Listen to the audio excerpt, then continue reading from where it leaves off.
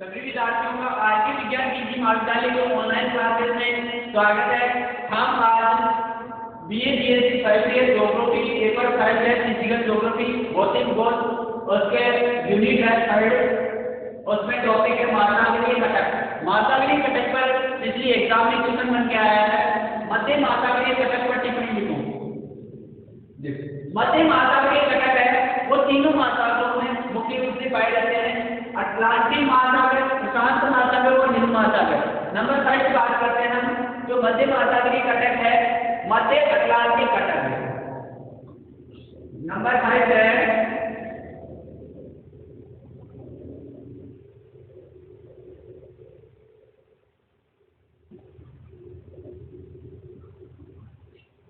मध्य Atlantic घटक।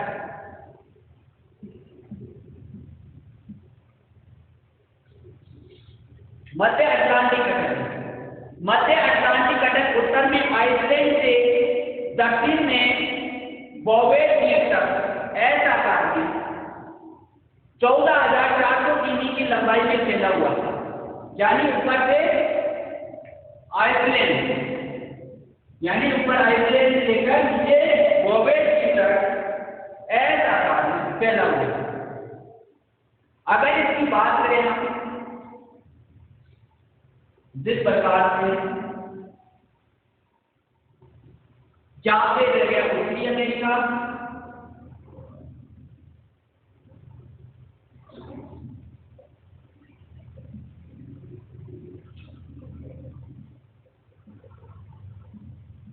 ठीक है,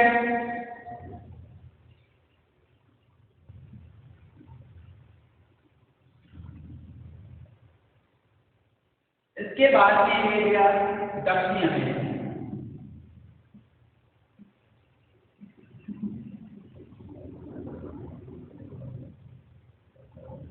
ठीक है, यहां पे रह गया यूरोप तथा नीचे रह गया अफ्रीका।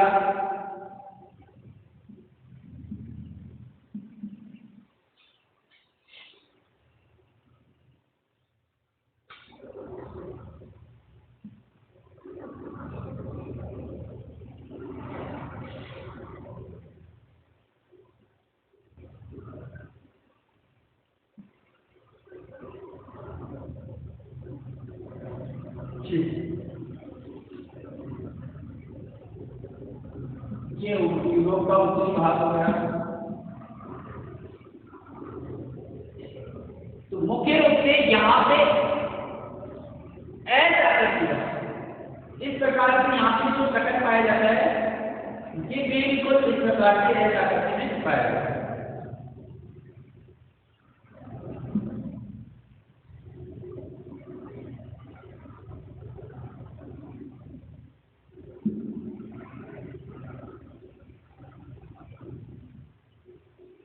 इस प्रकार के घटक पाए जाते हैं, मुख्य रूप से ऐसा आकृति का घटक पाया जाता है। अब इसकी शाखाएं हैं वो अलग अलग मिलती है। यहाँ पे इस प्रकार से, यहाँ पे ये बिल्कुल इस प्रकार से मुड़ा हुआ है। कहीं पे कम, यहाँ पे बिल्कुल मुख्य रूप से कम पाया जाता है।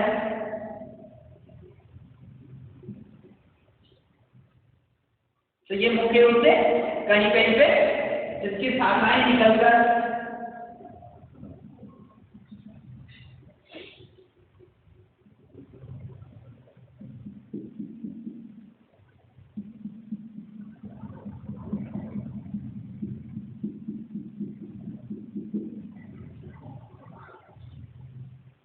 अब देखो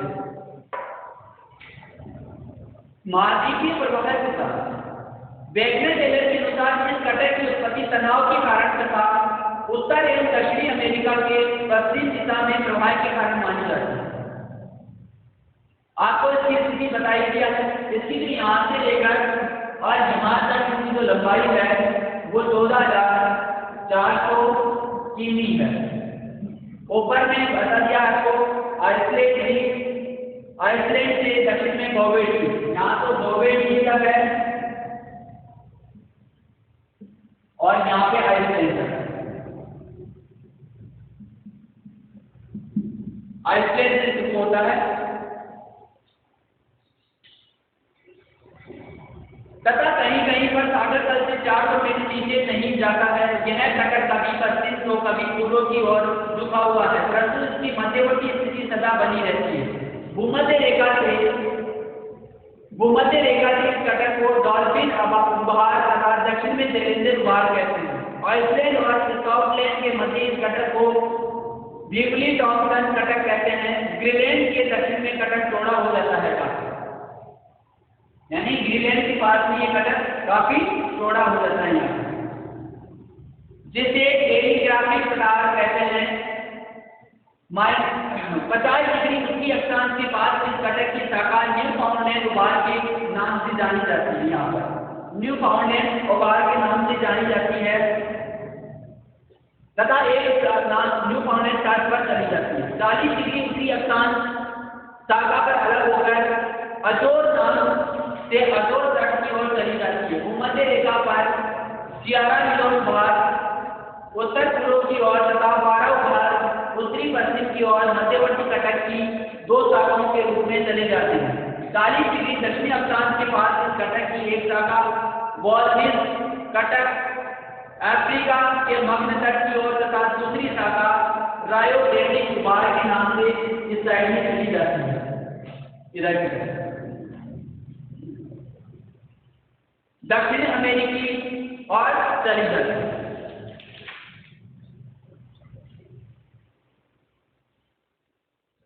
इस प्रकार से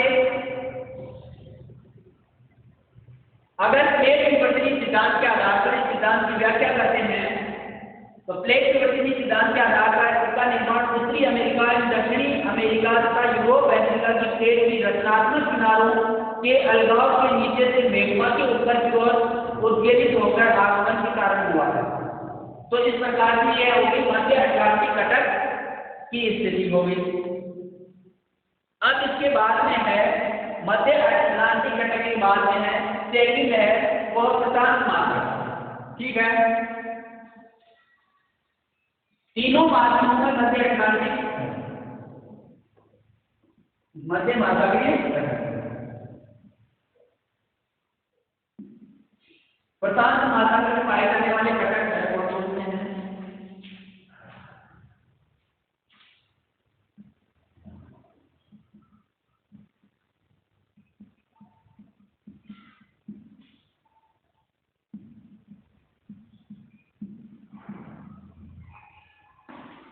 प्रशांत महासागर में मुख्य रूप से कब पाए जाते हैं? प्रशांत महासागर में आंध्र महासागर तथा हिंद महासागर के समान मध्यवर्ती कटक नहीं पाया जाता है।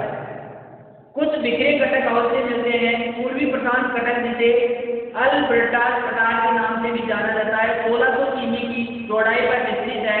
23 डिग्री से 35 डिग्री दक्षिणी अक्षांशों में 23 डिग्री से 35 डिग्री दक्षिणी अक्षांशों में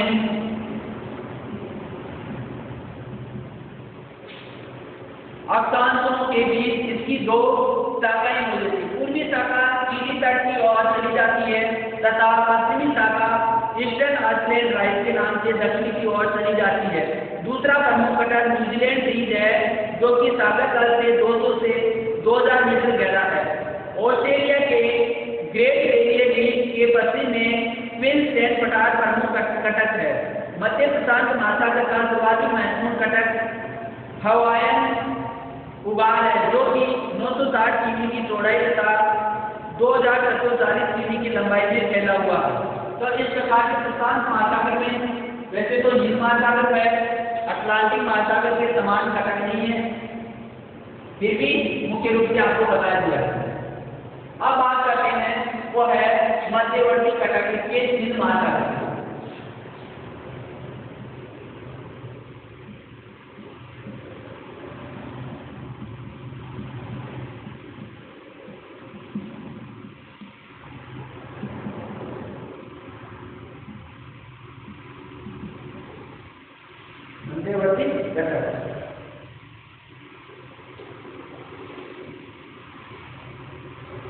हिंद महासागर की मध्यवर्ती कटक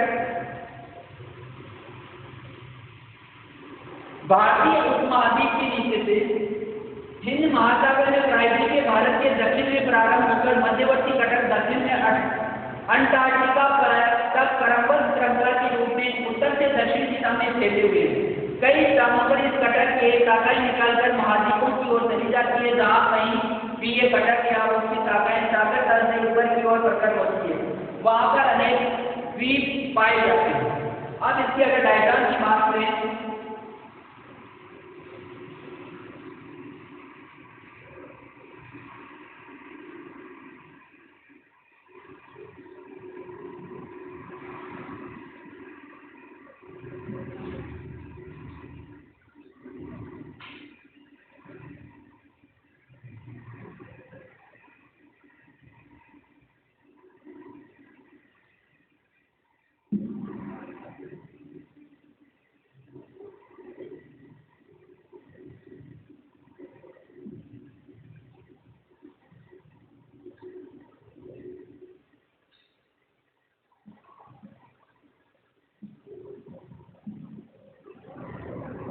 अंटार्कटिका तक नीचे फैला हुआ है। तो इस प्रकार से जो फैला हुआ है ये कटर, और यहाँ पे भी कुछ दूरी पर इस साइड में पता यहाँ पे भी कुछ रूप से ये कटर,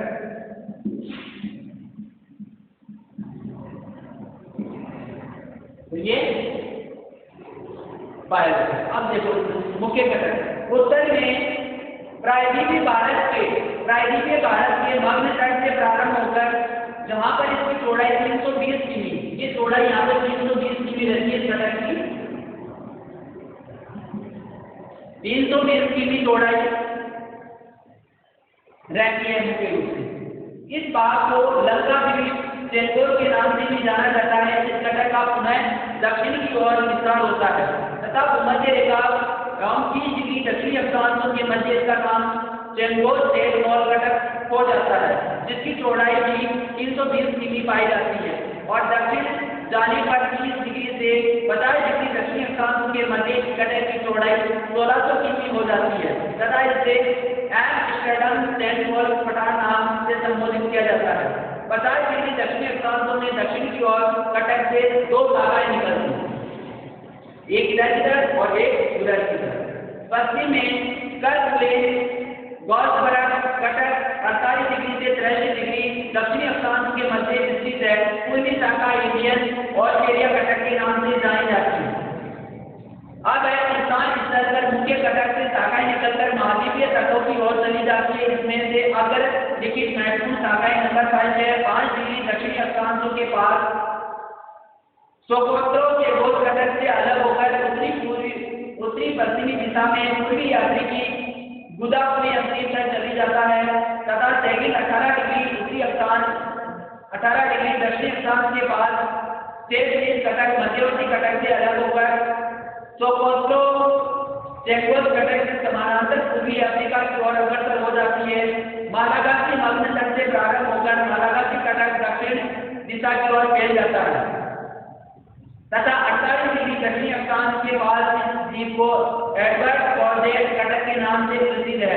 बंगाल की खाड़ी में इरावती के मुहावरे से प्रारंभ होकर निकोबार द्वीप तक अंडमान निकोबार कटक का विस्तार हो जाता है। भारत तथा अफ्रीका के मध्य कॉल्सबर्ग कटक का पता लगाया गया है। यानी मुख्य रूप से अलग अलग प्रकार के जो शाखाएं हैं वो अलग अलग क्षेत्रों में बढ़ जाती हैं। अब यहाँ पे इस द्वीप है, इस कटक के ऊपर कुछ द्वीप पाए जाते हैं, यानी इस पर द्वीप पाए जाते हैं। देखो वो कौन कौन से कटक सागर के ऊपर आ गए हैं, वहां पर कई प्रकार के द्वीप पाए जाते हैं। मध्यवर्ती कटक के ऊपर से लंका द्वीप, मालद्वीप, चेंगोर, न्यू एम्स्टर्डम, सेंट पॉल, कर्कजुले आदि द्वीप पाए जाते हैं। अन्य दूसरे तटों पर द्वीपों के सेंट लॉर्ड, प्रिंस एडवर्ड, कॉर्डेट आदि प्रमुख है। तो इस प्रकार से द्वीप पाए जाते हैं। तो धीरे धीरे स्थिति में इस प्रकार के द्वीप पाए जाते हैं। तो इस प्रकार से यह जो पाया जाने वाला है, तो इधर ये अफ्रीका महाद्वीप है गया। अगर इसकी स्थिति की बात करें तो अफ्रीका महाद्वीप, तथा यहाँ पर ऑस्ट्रेलिया महाद्वीप,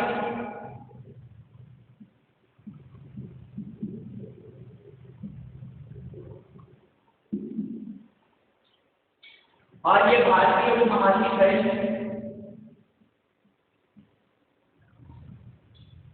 ये अंटार्कटिका हो गया। तो इन चारों के मध्य, इसके मध्य, ये मध्य हिंद महासागर के मध्यवर्ती कटक पाया जाता है।